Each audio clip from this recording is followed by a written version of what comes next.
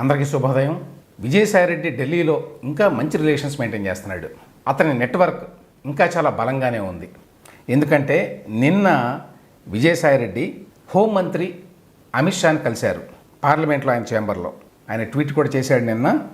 Today I met honourable home minister Shri Amit Shaji in ఈ chamber at parliament, discussed various issues of public interest. Vijayasai Reddy public ఇంట్రెస్ట్కి సంబంధించిన, అంటే ప్రజా ప్రయోజనాలకు సంబంధించిన అంశాల గురించి చర్చించారట అమిత్ షా గారితో. ఏమన్నా నమ్మశక్యంగా ఉందా? విజయసాయిరెడ్డి రాజకీయంగా, వ్యక్తిగతంగా అనేక వివాదాల్లో చిక్కుకున్న ఈ సమయంలో ఆంధ్రప్రదేశ్ రాష్ట్ర ప్రయోజనాల గురించి ఎంతో కన్సర్న్ తోటి విజయసాయిరెడ్డి ఢిల్లీలో హోంమంత్రి అమిత్ షా గారిని కలిశారు అంటే నమ్మశక్యంగా ఉందా? అది ఓన్లీ ఫర్ రికార్డ్ సేక్ ఈ ట్వీట్ ఇచ్చాడనమాట. ఇందులో రెండు విషయాలు ఉన్నాయి. ఒకటి, ఈ ఫోటో కూడా పెట్టాడు అమిత్ షా గారితో ఆయన కూర్చున్నది. ఇది ఒక మెసేజ్ని ఇవ్వడానికి, ఒక పొలిటికల్ మెసేజ్ని ఇవ్వడానికి. ఏంటి ఆ పొలిటికల్ మెసేజ్? కేంద్రంలో నాకు ఇంకా పలుకుబడి ఉంది, లేక మా పార్టీకి ఇంకా పలుకుబడి ఉంది. నిజానికి 2019 నుంచి 24 మధ్యకాలంలో విజయసాయిరెడ్డి అన్నీ తానై ఢిల్లీలో పనులు చేసి పెట్టాడు జగన్మోహన్ రెడ్డికి. ఇది వాస్తవం. జగన్మోహన్ రెడ్డి కూడా విజయసాయిరెడ్డికి అన్ని రకాల పదవులు ఇచ్చి, ఇతనే నా మ్యాన్ ఫ్రైడే, నా సొంత మనిషి, కాబట్టి ఇతనితో మీరు మాట్లాడవచ్చు ఏ విషయానికి సంబంధించి అయినా అనేటువంటి మెసేజ్ని చాలాసార్లు ఢిల్లీలో ఇచ్చాడు. విజయసాయిరెడ్డి వైఎస్ఆర్సీపీకి నేషనల్ జనరల్ సెక్రటరీ. ఆయన వైఎస్ఆర్సీపీ పార్లమెంటరీ పార్టీ నాయకుడు. అది చాలా పెద్ద పదవి పార్లమెంట్లో. ఎందుకంటే రాజ్యసభ, లోక్సభ రెండూ ఉంటాయి. రెండింటికి కలిపి ఈయన నాయకుడు అన్నమాట. 3, ఈయన ఆంధ్రప్రదేశ్ ప్రభుత్వానికి అధికారికంగా ఢిల్లీలో రిప్రజెంటేటివ్. అది కూడా ఒక పదవి, క్యాబినెట్ ర్యాంక్ కూడా ఉంటుంది దానికి. సో ఇన్ని పదవులు ఎందుకు ఇచ్చాడు జగన్మోహన్ రెడ్డి ఆ కాలంలో? ఎందుకంటే ఢిల్లీలో ఎవరినైనా కలవడానికి వీలుగా, ఎవరినైనా ఇన్ఫ్లుయెన్స్ చేయడానికి వీలుగా, ఎవరితోనైనా నెట్వర్క్ చేసుకోవడానికి వీలుగా దాన్ని పూర్తిగా ఉపయోగించుకొని విజయసాయిరెడ్డి ఆ కాలంలో అటు బీజేపీ అధినాయకత్వంలో ఉన్నటువంటి ముఖ్యులందరినీ, అదే సమయంలో కీలకమైన డిపార్ట్మెంట్స్ ఏవైతే ఉంటాయో సెంట్రల్లో, ఫైనాన్స్ డిపార్ట్మెంటు, హోమ్ డిపార్ట్మెంటు, ఇట్లాంటివి, వాటిల్లో ఉండేటువంటి కీలకమైన శాఖల్లో ఉండే పెద్ద పెద్ద అధికారులందరినీ కూడా ఆయన చాలా మంచి చేసుకున్నాడు. ఉదాహరణకి హోమ్ శాఖ కింద ఈ ఇన్వెస్టిగేటివ్ ఏజెన్సీస్ అన్నీ ఉంటాయి.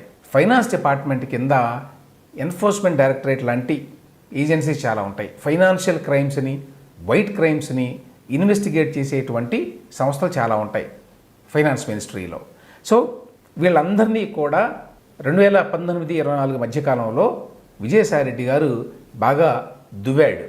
ఆ కారణం చేతనే ఆ కాలంలో మరి జగన్మోహన్ రెడ్డి గారు ఏది అనుకుంటే అది ఢిల్లీలో అయ్యేది. అందువలనే ఇవాళ వాస్తవానికి టీడీపీ ఎన్డీఏ కూటమిలో భాగస్వామి అయినా, అసలు ఎన్డీఏ కూటమి ప్రభుత్వం ఏర్పడడానికి కీలకమైన 2 పార్టీల్లో ప్రధానమైన పార్టీ టీడీపీ అయినా అమిత్ షా ఆయనకు అపాయింట్మెంట్ ఇచ్చారు. ఒకటేంటంటే పార్లమెంట్ సమావేశాలకు ముందు, బడ్జెట్ సమావేశాలకు ముందు కేంద్రంలో ఉన్నటువంటి పెద్ద పెద్ద మంత్రులందరినీ కలవడం కొంచెం సులభం, అది వాస్తవమే. మామూలు టైంలో వాళ్ళు దొరకరు, కానీ ఈ పార్లమెంటు సమావేశాలు జరిగేటప్పుడు వాళ్ళందరూ పార్లమెంట్లోనే ఉంటారు. ప్లస్ అన్ని పార్టీలతో ఏ అవసరాలు ఉంటాయో తెలియదు కాబట్టి లోక్సభలో కావచ్చు, రాజ్యసభలో కావచ్చు, అందరితో కలిసి మాట్లాడడానికి సిద్ధంగా ఉంటారు.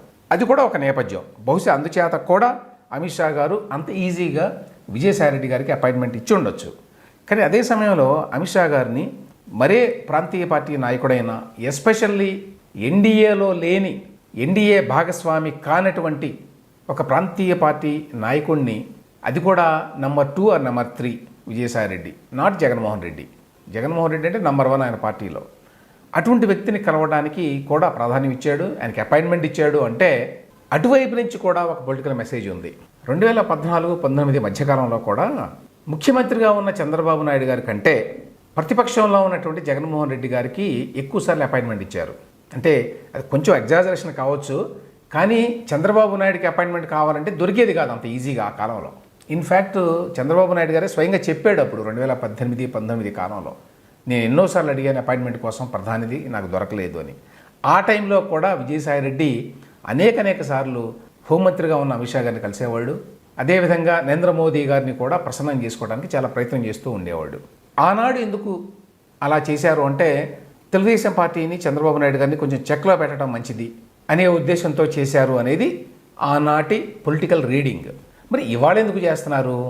ఇవాళ తెలుగుదేశం పార్టీ చాలా సన్నిహితంగా ఉంది బీజేపీకి. బీజేపీ కూడా తెలుగుదేశం పార్టీని చాలా దగ్గరి భాగస్వామిగా ట్రీట్ చేస్తోంది యాజ్ ఆఫ్ నౌ.